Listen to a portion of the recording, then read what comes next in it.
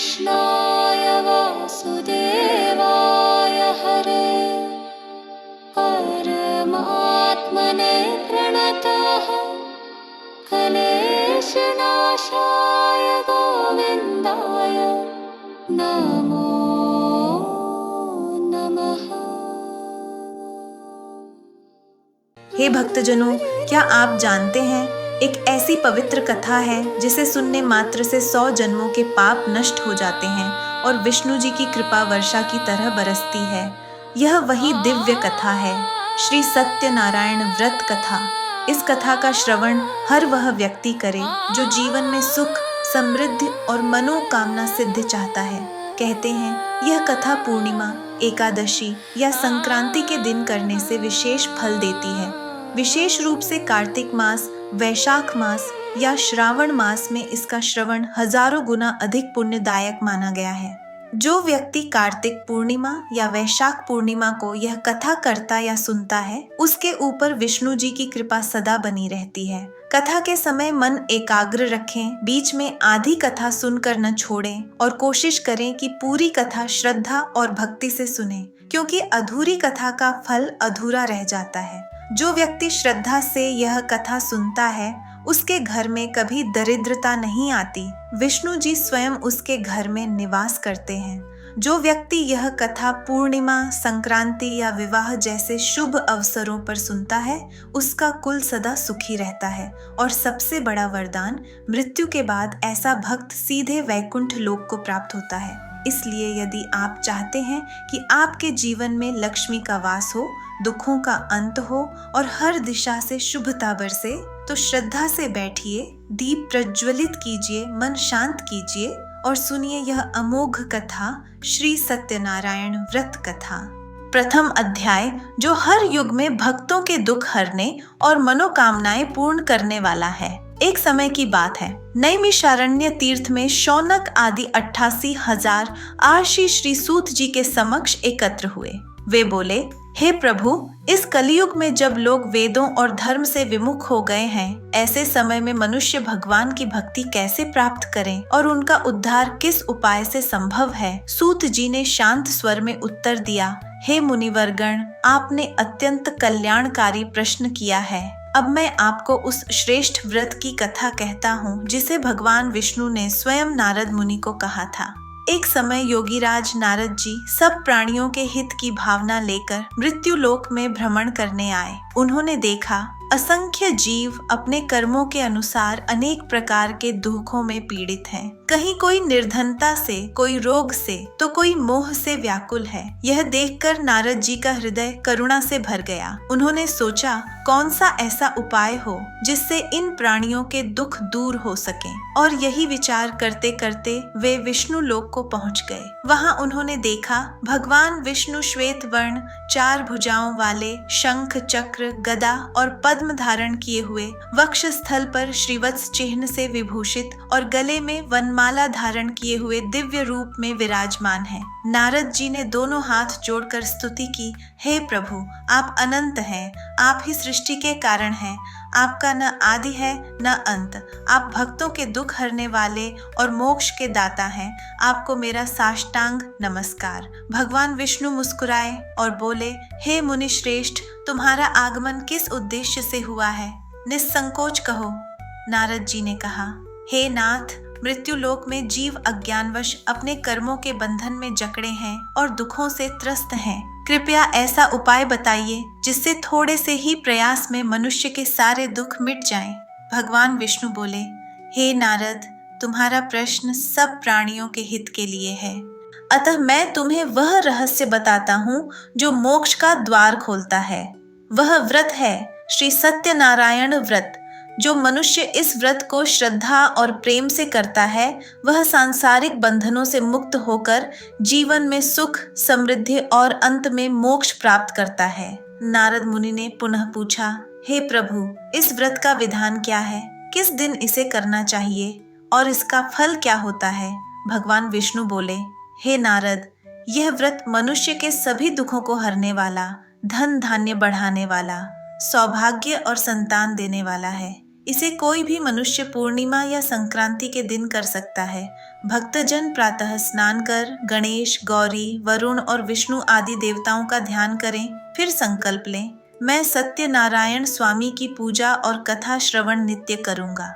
भक्ति भाव से केले के खंभे, कलश, पंचरत्न, चावल, धूप, दीप, फूल, श्रीफल, रतुफल, आम के पत्ते, पंचामृत और नैवेद्य इन सब का अर्पण करें। रात्रि में नृत्य गीत करते हुए भगवान का स्मरण करें। ऐसे व्रत से मनुष्य की सभी इच्छाएं पूर्ण होती हैं। कलयुग में यह व्रत ही मोक्ष का सबसे सरल उपाय है। द्वितीय अध्याय, निर्धन ब्राह्मण का चमत्कार। सूत जी बोले, हे ऋषियों, अब मैं आपको वह इतिहास सुनाता हूँ जिसमें एक निर्धन ब्राह्मण ने इस व्रत को करके अपना जीवन बदल दिया। प्राचीन काल में काशीपुरी नगरी में एक अत्यंत निर्धन ब्राह्मण रहता था। वह भूख और प्यास से व्याकुल होकर नित्य पृथ्वी पर इधर उधर घूमता रहता था। उसके जीवन में केवल अभाव था और मन में केवल एक प्रश्न, हे प्रभु, क्या मेरे दुखों का कोई अंत नहीं? तभी एक दिन भगवान विष्णु ने उसकी करुण दशा देखकर एक वृद्ध ब्राह्मण का रूप धारण किया और उसके पास जाकर बोले, हे विप्र, तुम नित्य दुखी होकर इस पृथ्वी पर क्यों घूमते हो? मुझे बताओ, मैं तुम्हारी सहायता करना चाहता हूँ। निर्धन ब्राह्मण बोला, हे भगवान, मैं निर्धन हूँ, भोजन के लिए भटकता रहता हूँ। यदि कोई उपाय हो जिससे यह दुख दूर हो जाए तो कृपा कर बताइए। तब वह वृद्ध ब्राह्मण रूपधारी भगवान बोले, हे विप्र, सत्यनारायण भगवान का व्रत ही तुम्हारे दुखों का अंत कर सकता है। जो व्यक्ति श्रद्धा से यह व्रत करता है वह सभी संकटों से मुक्त होकर सुख और समृद्धि प्राप्त करता है। इतना कहकर भगवान विष्णु अदृश्य हो गए। ब्राह्मण ने निश्चय किया, कल मैं यही व्रत करूंगा। रात भर उसे नींद नहीं आई। सुबह होते ही वह भिक्षा मांगने के लिए निकल पड़ा। उस दिन अद्भुत रूप से उसे पहले से अधिक धन प्राप्त हुआ। प्रसन्न होकर उसने बंधु बांधवों सहित सत्यनारायण भगवान का व्रत और पूजन किया। उसने धूप, दीप, फूल, नैवेद्य और पंचामृत अर्पित किया और रात्रि में भगवान के नाम का कीर्तन किया। इस व्रत के प्रभाव से वह ब्राह्मण अपने सभी दुखों से मुक्त हुआ और उसके घर में सुख समृद्धि का वास हुआ। उस दिन से उसने यह व्रत हर मास करने का निश्चय किया। तब से, हे मुनियों, जो भी मनुष्य श्रद्धा और भक्ति से यह व्रत करता है वह धन, ऐश्वर्य और शांति प्राप्त करता है। इस प्रकार उस निर्धन ब्राह्मण ने भगवान की कृपा से अपने जीवन का उद्धार किया। इस प्रकार निर्धन ब्राह्मण ने भगवान के व्रत से अपने जीवन का कल्याण किया। अब सुनिए अगला अध्याय, जहाँ एक लकड़हारे के जीवन में सत्यनारायण व्रत ने किया दिव्य परिवर्तन। तृतीय अध्याय, साधु वैश्य, लीलावती और कलावती की कथा। सूत जी बोले, हे श्रेष्ठ मुनियों, अब सुनिए श्री सत्यनारायण व्रत की तीसरी अद्भुत कथा, जो मानव जीवन के कर्म, वचन और विश्वास का प्रतीक है। प्राचीन काल में उल्कामुख नामक एक बुद्धिमान और सत्यवादी राजा राज्य करता था। वह प्रतिदिन देवस्थानों में जाकर गरीबों की सहायता करता और धर्म मार्ग पर चलने वाला जितेंद्रिय राजा था। राजा और उसकी रानी संतानहीन थे। उन्होंने पुत्र प्राप्ति के लिए भद्रशाला नदी के तट पर श्री सत्यनारायण भगवान का व्रत करने का संकल्प लिया। उसी समय उस स्थल पर साधु नामक एक वैश्य आया। वह अपने व्यापार के लिए अनेक वस्तुएं लेकर जहाज पर यात्रा कर रहा था। जब उसने राजा को श्रद्धा भाव से व्रत करते देखा तो विनम्रता से पूछने लगा, हे राजन, आप यह व्रत किस उद्देश्य से कर रहे हैं? कृपया मुझे भी बताइए। राजा ने उत्तर दिया, हे वैश्य, यह श्री सत्यनारायण भगवान का व्रत है। इस व्रत से मनुष्य की सभी मनोकामनाएं पूर्ण होती हैं। मैं पुत्र प्राप्ति के लिए यह व्रत कर रहा हूँ। राजा के वचन सुनकर वैश्य बोला, हे राजन, कृपया इस व्रत की विधि मुझे भी बताइए। मेरे भी कोई संतान नहीं है। मैं भी यही व्रत करना चाहता हूँ। राजा ने संपूर्ण विधान बताया। साधु वैश्य घर लौटा और अपनी पत्नी लीलावती से बोला, हे प्रिय, मैंने एक अद्भुत व्रत सुना है जिसके करने से संतान प्राप्त होती है। जब हमारे घर संतान होगी तब हम यह व्रत करेंगे। समय बीता। भगवान की कृपा से लीलावती गर्भवती हुई और 10वें महीने में एक सुंदर कन्या का जन्म हुआ। उसका नाम रखा गया कलावती। समय के साथ कलावती बड़ी हुई। उसका मुख चाँद के समान और स्वभाव अत्यंत कोमल था। लीलावती ने अपने पति से कहा, अब हमारी संतान हुई है, अब आप भगवान सत्यनारायण का वह व्रत पूरा कीजिए। साधु बोला, हे प्रिय, जब इसका विवाह होगा तब मैं व्रत करूंगा। कुछ वर्ष बाद जब कन्या सयानी हुई, साधु ने बंधु बांधवों सहित उसका विवाह एक सुयोग्य वर से किया, किंतु दुर्भाग्य से विवाह के समय वह व्रत करना भूल गया। भगवान सत्यनारायण इस भूल से अप्रसन्न हुए और साधु वैश्य को श्राप दिया, जो व्रत भूल गया उसे दारुण दुख प्राप्त होगा। समय बीता, साधु अपने दामाद के साथ व्यापार के लिए रत्नपुर नगर पहुंचा। वहां के राजा थे चंद्रकेतु। इसी बीच भगवान की लीला से एक चोर ने राजा का धन चुराया और भयवश वही धन साधु वैश्य की नाव के समीप रखकर भाग गया। राजा के सिपाहियों ने आकर जब वह धन देखा तो उन्होंने साधु और उसके दामाद को पकड़ लिया और राजा के समक्ष ले गए। राजा ने सोचा वे ही चोर हैं और उन्हें कारागार में डाल दिया। उनका सारा धन और माल जब्त कर लिया गया। उधर घर पर लीलावती और कलावती भूख, दुख और निराशा से व्याकुल हो गईं। फिर एक दिन कलावती एक ब्राह्मण के घर पहुंची, जहां श्री सत्यनारायण व्रत हो रहा था। वह कथा सुनकर और प्रसाद ग्रहण कर घर लौटी। घर पहुंचकर उसने अपनी माता को सब बताया। लीलावती ने कहा, हे पुत्री, चलो हम भी उसी भगवान का पूजन करें। उन्होंने सपरिवार व्रत किया और भगवान से प्रार्थना की, हे प्रभु, मेरे पति और दामाद का उद्धार करें और हमारे अपराधों को क्षमा करें। भगवान सत्यनारायण व्रत से प्रसन्न होकर राजा चंद्रकेतु को स्वप्न में दर्शन दिए। उन्होंने कहा, हे राजा, जिन दो वैश्य को तुमने बंदी बनाया है वे निर्दोष हैं। उन्हें प्रातः छोड़ दो और उनका धन लौटा दो, नहीं तो तुम्हारा राज्य, धन और संतान सब नष्ट हो जाएगा। सुबह राजा ने सभा में स्वप्न सुनाया। फिर साधु और उसके दामाद को रिहा कर आदर पूर्वक वस्त्र, भूषण और दुगना धन देकर विदा किया। दोनों अत्यंत प्रसन्न होकर भगवान सत्यनारायण को प्रणाम कर अपने नगर लौटने लगे। हे भक्तजनों, अब सुनिए चौथा अध्याय, जहाँ साधु वैश्य के जीवन में सत्यनारायण भगवान की लीला और भी अद्भुत रूप में प्रकट होती है।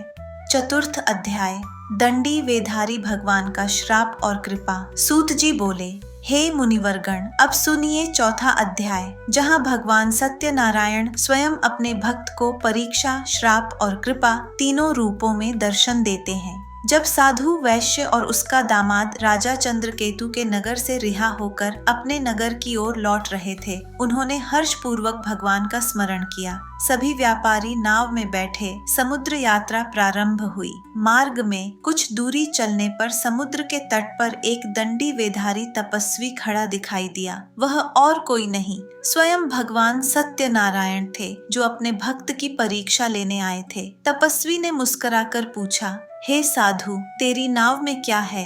अभिमानवश साधु वैश्य हंसते हुए बोला, हे दंडी, क्या तुम धन लेने आए हो? मेरी नाव में तो केवल बेल के पत्ते हैं और कुछ नहीं। भगवान ने शांत स्वर में कहा, तथास्तु, तुम्हारा वचन सत्य हो, और वहां से चले गए। जब साधु ने नाव में झांक कर देखा तो वह सचमुच बेल और पत्तों से भर गई थी। यह दृश्य देखकर वह मूर्छित होकर भूमि पर गिर पड़ा।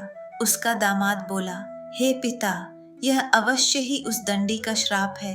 अब हमें उन्हीं की शरण में जाना चाहिए। दोनों भागते हुए भगवान के पास पहुंचे और गिरकर बोले, हे प्रभु, आपकी माया अपरंपार है। ब्रह्मा, विष्णु, महेश तक आपको नहीं जान सकते, फिर हम जैसे अज्ञानी कैसे जानेंगे? हमसे जो भूल हुई है उसे क्षमा करें। भक्त की विनम्र प्रार्थना सुन भगवान प्रसन्न हुए और बोले, हे साधु, तुम्हारी श्रद्धा ने मुझे प्रसन्न किया है। अब तेरी नाव पहले जैसी हो जाएगी। इतना कहकर भगवान अंतर्ध्यान हो गए। साधु ने जब नाव में देखा, वह पुनः धन, रत्न और वस्त्रों से परिपूर्ण थी। वह आनंद में भर गया। वह अपने नगर की ओर चला और मार्ग में ही भगवान का पूजन किया। सत्यनारायण स्वामी की जय के उद्घोष से समुद्र तट गूंज उठा। नगर के समीप पहुंचते ही उसने अपने घर दूत भेजा।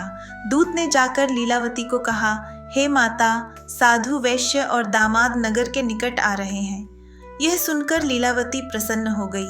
उसने तत्काल सत्यनारायण भगवान का पूजन प्रारंभ किया और अपनी पुत्री कलावती से कहा, बेटी, मैं तेरे पिता के दर्शन को जा रही हूँ, तू पूजन पूर्ण कर और प्रसाद ग्रहण करके आना।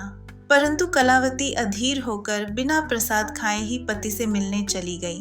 भगवान सत्यनारायण प्रसाद की इस अवज्ञा से रुष्ट हो गए। जब कलावती अपने पति के पास पहुंची तो देखा उसकी नाव समुद्र में डूब चुकी थी और उसका पति कहीं दिखाई नहीं दे रहा था। कलावती जोर जोर से रोने लगी। यह देखकर साधु बोला, हे प्रभु, अवश्य ही हमसे कोई भूल हुई है, हमारे अपराध को क्षमा करें। तभी आकाशवाणी हुई, हे साधु, तुम्हारी पुत्री ने प्रसाद की अवज्ञा की है। यदि वह घर जाकर प्रसाद ग्रहण करे तो उसका पति उसे पुनः प्राप्त होगा। कलावती तुरंत घर लौटी, भगवान का प्रसाद खाया और लौटकर देखा उसका पति जीवित उसके सामने खड़ा है। सारे नगर में जय घोष गूंज उठा, सत्यनारायण भगवान की जय। साधु और उसका परिवार अब पूर्ण भक्ति से पूजन करने लगे। उन्होंने निश्चय किया कि वे प्रत्येक पूर्णिमा को यह व्रत करेंगे। भगवान की कृपा से वे धन, ऐश्वर्य और आनंद से पूर्ण हुए और अंत में वैकुंठ धाम को प्राप्त हुए। हे भक्तजनों, भगवान की यह लीला दिखाती है कि प्रसाद की एक बूंद भी प्रभु की कृपा का रूप है।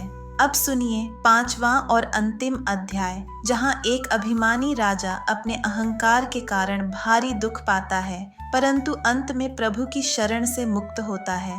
5वां अध्याय, राजा तुंगध्वज की कथा, अभिमान से मोक्ष तक का मार्ग। सूत जी बोले, हे ऋषियों, अब मैं 5वां और अंतिम अध्याय कहता हूँ। यह कथा बताती है कि अभिमान चाहे राजा का ही क्यों न हो, भगवान के व्रत और प्रसाद की अवज्ञा से दुख अवश्य प्राप्त होता है। प्राचीन काल में एक राजा था, तुंगध्वज नाम से प्रसिद्ध। वह अपने राज्य के प्रजा पालन में निपुण, बलवान और धर्मशील था, किंतु उसमें अहंकार का अंश था। एक दिन वह अपने सेनापतियों सहित वन में शिकार खेलने गया। वहां एक बड़े बरगद के पेड़ के नीचे कुछ ग्वाले और चरवाहे भगवान सत्यनारायण का व्रत कर रहे थे। वे प्रेम पूर्वक दीप, धूप, फूल और नैवेद्य अर्पण कर सत्यनारायण भगवान की जय का कीर्तन कर रहे थे। राजा ने यह दृश्य देखा, परंतु अहंकारवश न तो वहां गया, न नमस्कार किया और न ही भगवान का प्रसाद स्वीकार किया। वह मुस्कुराते हुए अपने नगर लौट आया। किंतु हे मुनियों, भगवान की लीला विलक्षण है। नगर पहुंचते ही राजा ने देखा उसका संपूर्ण धन, राज्य और संतति नष्ट हो गई है। राजमहल उजड़ गया, प्रजा बिखर गई और वह स्वयं दर दर भटकने लगा।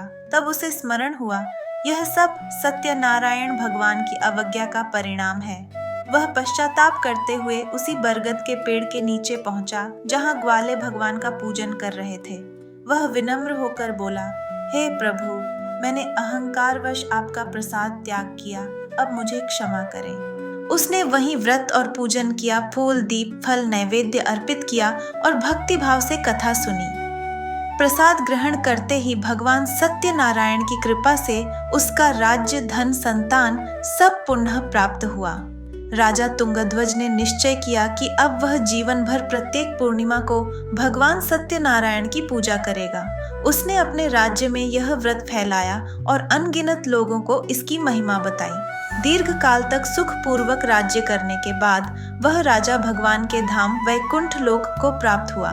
सूत जी का उपसंहार। सूत जी बोले, हे मुनियों, जिसने भी इस व्रत को किया है वह मनुष्य धन धान्य से संपन्न होता है, संतान विहीन को संतान मिलती है, रोगी स्वस्थ होता है और बंदी मुक्त होता है।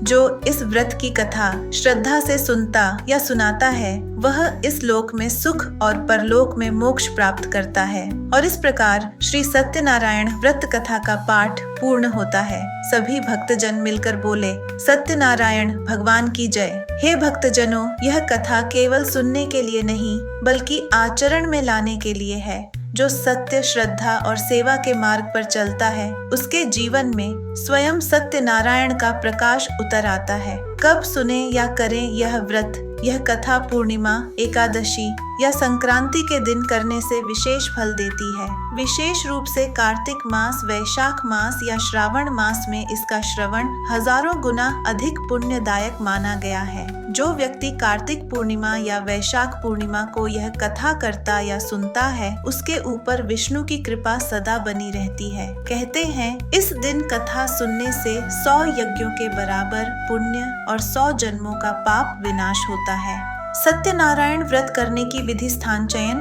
पूजा घर या किसी पवित्र स्थान को गंगा जल से शुद्ध करें। पूजा चौकी लाल या पीले वस्त्र से ढकें। कलश स्थापना, केले के खंभे, आम के पत्ते, नारियल, तुलसी दल और दीप रखें। संकल्प, दाईं हाथ में फूल और जल लेकर बोले, मैं श्रद्धा से सत्यनारायण भगवान की पूजा और कथा श्रवण करूंगा। पूजन सामग्री चावल, फूल, धूप, दीप, नैवेद्य, ऋतुफल, पंचामृत और गेहूं के आटे का हलवा या सवाया तैयार करें। कथा श्रवण, परिवार सहित श्रद्धा से कथा सुने। आरती व प्रसाद, अंत में दीप जलाकर आरती करें और प्रसाद सभी में बांटें। इस प्रकार हे भक्तजनों, श्री सत्यनारायण व्रत कथा का यह पवित्र पाठ पूर्ण होता है। जो श्रद्धा और भक्ति से इस कथा को सुनता है, उसके जीवन में सत्य, समृद्धि और शांति का वास होता है। उसके घर से दरिद्रता, भय और रोग सदा के लिए दूर हो जाते हैं और विष्णु भगवान की कृपा उस पर निरंतर बरसती रहती है।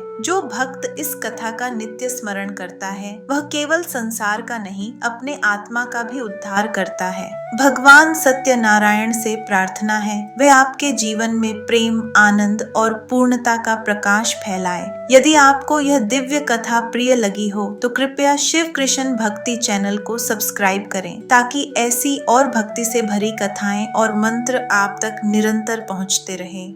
वीडियो को लाइक करें, शेयर करें और कमेंट में अवश्य लिखें। जय श्री सत्यनारायण भगवान की जय।